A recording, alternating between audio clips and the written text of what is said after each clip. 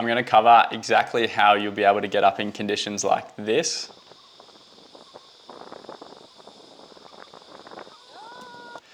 With the wing foiling gear that you already have. If you're new to the page, I am on a mission to share all of my wing foiling secrets that I've learned from the last 4 to 5 years of wing foiling with you. I've got a bunch of videos on different topics within wing foiling, tacking, jibing, switching feet. Today is the first time I'm going to be covering pumping technique. This is crucial to being able to use your gear in lighter and lighter winds. I've got some secrets on how you can get up quicker, how you can get up in lighter and lighter winds that I want to share.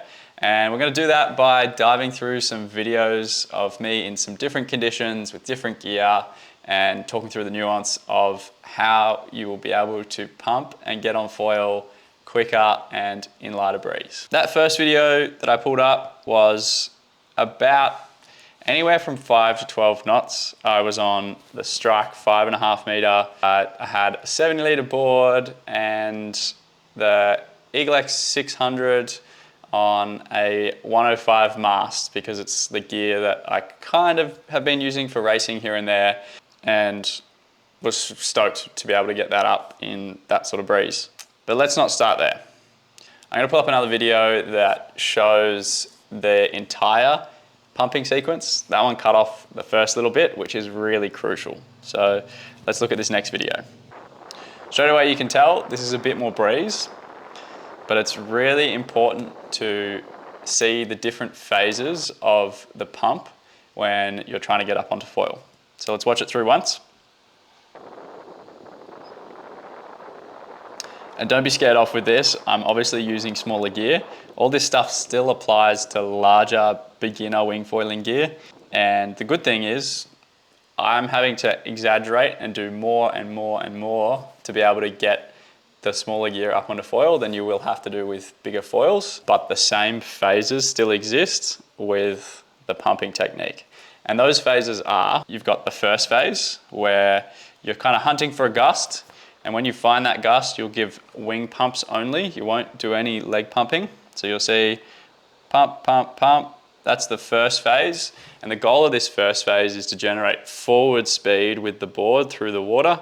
If you're on a board that's almost a sinker or slightly sinking, then this will be about getting the board up onto the water's surface. And then the start of the next phase is what I like to call like foil assisted planing. So you introduce some leg pumping and your wing pumps are getting bigger, and the goal of that phase is to build as much forward speed, and you're starting to get into the third phase where it's about unweighting the board. So you've got enough forward speed from the second phase of the pump to then start the third phase, which is pumping those legs like crazy, pumping that wing like crazy, and then you get on foil.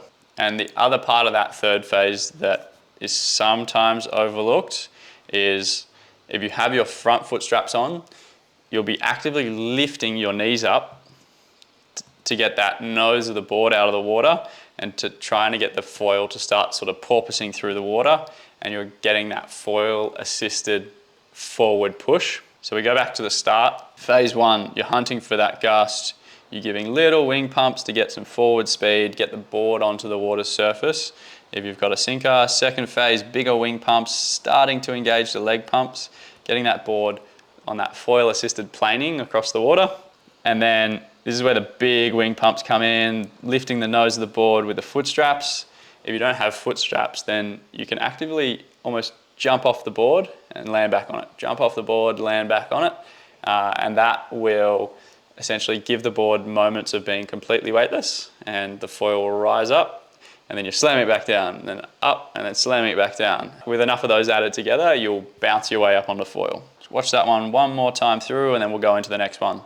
So small wing pumps, getting the board onto the water surface, foil assisted planing, big pumps come in now, trying to lift the board up and out of the water with my legs, lots of wing pumping, and we're up and foiling. Beautiful. That's that video. Let's have a look at the next one. So similar again, this video probably misses the first phase a little bit, but really that third phase is really crucial. So really making distance between my body and the wing to then be able to pull it in and get really big arm pumps.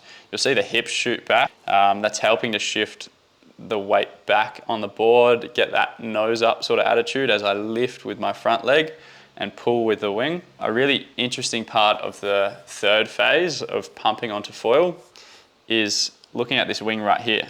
So you'd think I'm trying to get as much forward speed as possible, but that's not the only thing I'm trying to do. The two goals in that third phase are how do we get going forward, but also how do we unweight the board so we can get all that draggy surface area that's currently in the water up and out of the water, because that will also help us get going forward really quickly. And in this freeze frame, you can see that the wing's actually angled so that it's lifting me up and not so much forward. The goal, the technique here that I've found really works, especially as you translate it into lighter winds, is in that third phase, you're pumping like crazy, but the effort of the wing is going to lifting you up. So it's more sort of overhead, angled like this instead of angled like that. What that will then do is it gives you something to sort of hang your weight from, and you can take your weight out of your feet, and that's going to have the effect of getting that board, the wetted surface area of the board, away from the water so that it's like a lot less drag. So you can see there a bit of a scoop once the board clears the water, and then we're up onto foil. Let's watch that one again. So again, we missed that first phase. We joined, this video starts kind of in that second phase, pumping. Board clears the water for the first time here. And you can see that big pump. It's got that sort of the leading edge of the wings actually kind of pointing at a 45 up into the sky. And what's happening, I'm actually sort of twisting the foil and bouncing the foil, and I'm trying to get as much of the forward speed from the foil pumping in the water as opposed to just using the wing. This technique is super powerful with wing style boards that you can really bounce and smash into the water and they rebound nicely, the slightly wider boards. And that's going to lead us nicely into downwind style boards or mid-length style boards. Before we jump into those boards, let's look at one more example of a wing style board. Last example of a wing style board. So same gear, 70 litre board, 600 square centimetre foil, 5.5 square metre wing. So found that gust, we're in that, so I went for that first phase, but wasn't quite balanced. Got my footing back, and there we go. You can see I'm pulling the wing, getting some forward speed with the board. Got the board onto the water's surface. Here comes big pumps. So reminder, first phase is just really wing. Second phase, you're introducing the leg pumps, and you can see how much water is getting moved by that board as I pump. And you can see how much space I've made away from me to then pull back in. The more space, the bigger the pull. It's kind of like a rowing machine or being on a rower. You get those arms out front, you get that full stroke, that full paddle stroke through the water. Similar with the wing here. So make space and bang, sheeting on. And you can see there that leading edge is pointing that 45 sort of towards the sky. So when I give that real big pull, the first part of that pull is lifting me up. As I lift my knee up as well, you can see, and then bang, pressing into the water, trying to get some pressure into that foil to use the foil for forward momentum as opposed to just the wing. And you can just see the board started to clear the water, and we're getting really aggressive. These are like phase 3 pumps, big wing pumps, big leg pumps, and you can see the board unweighting itself. And you can actually see my back foot come off the board. So I'm trying to really take as much weight away from the board. And you see there again, the heel of my foot is coming off the board with that back foot. And so we're pumping, unweight. Push weight back down to get the foil going again. Unweight again, back foot comes off. And then big pump with the wing. And the last tip before we dive into the downwind style boards is you want to finish with more pumps than you feel comfortable doing, especially when you're learning. There is no harm in getting 2 or 3 pumps into the foil after you've actually got up onto foil.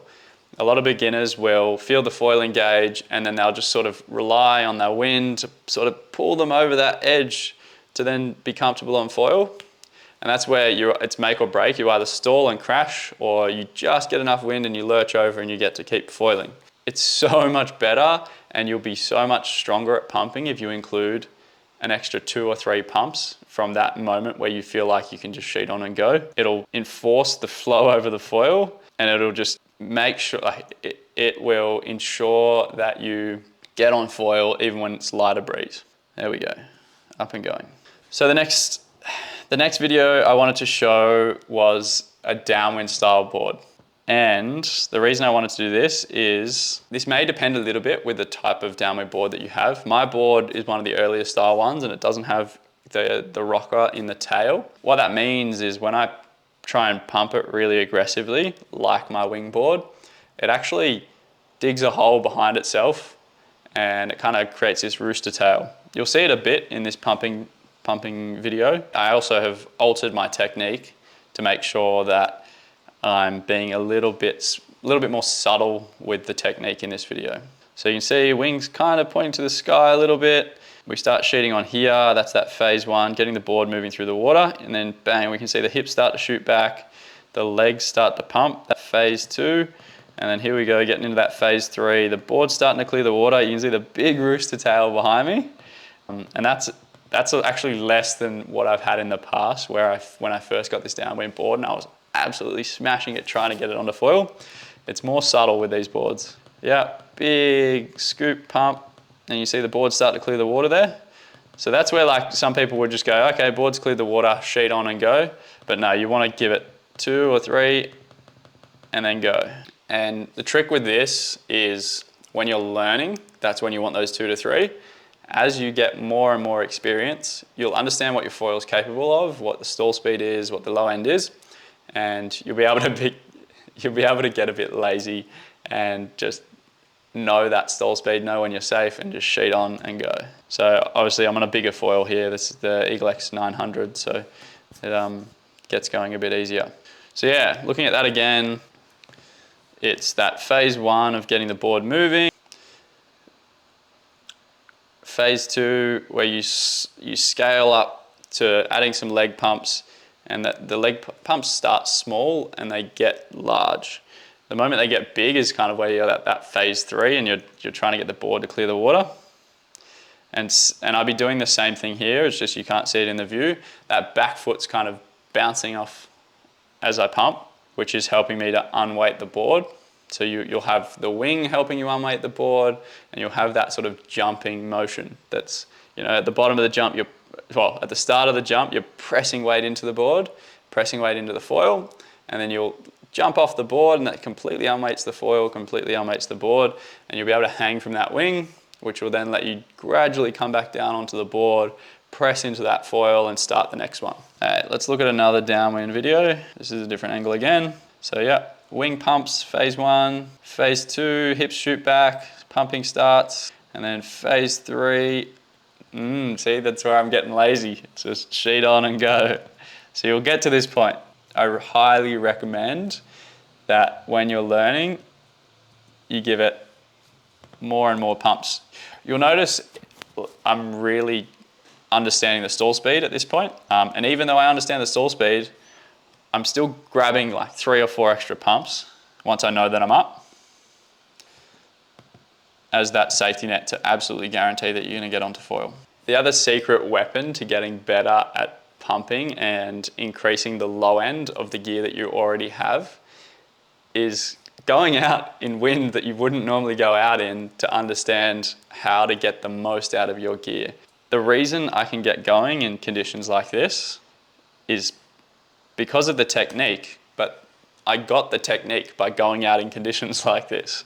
So if you go out in conditions where you don't think you're going to get on foil, or you might just be able to get on foil, the thing that's going to help you here is you'll be able to feel what it feels like to not quite have enough power, but be trying everything possible to get enough power.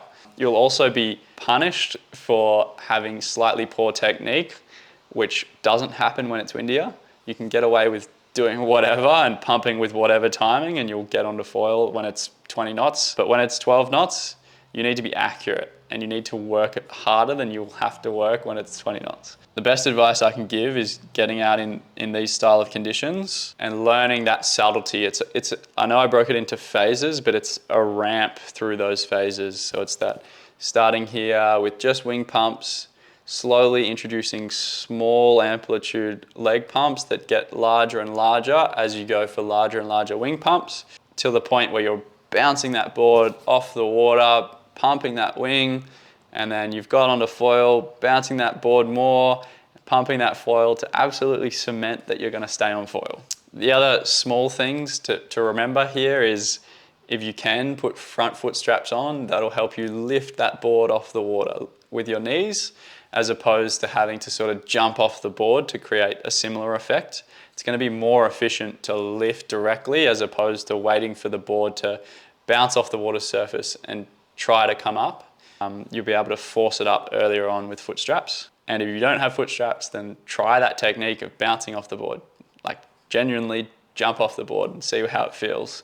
It's not like an absolute jump as high as you can off the board. It's a subtle thing where you'll start by just taking the weight out of your feet, but your feet are still in contact with the board, and then you'll go for larger and larger jumps, and then you'll get onto foil. And just to reinforce, remember your board type as well. So if you're like me, where you've got a downwind board that doesn't quite have that rocker in the tail, you'll feel what happens when you try and put a lot of pressure through the back of the board and try to get that nose up. Those style of boards kind of like to stay level through the pumping, and you won't be able to get as aggressive with the leg pumps until you've got that forward speed. If you've got a wing style board, then I'd urge you to try and be aggressive with those last few pumps and just see what it feels like. It's pretty wild how quickly you can get the board to speed by really pushing weight through the foil more than you would have in previous sessions. So give it a go, see how it feels. If you've learned something from this video, I think you'll learn something from these ones here. So go check them out as well.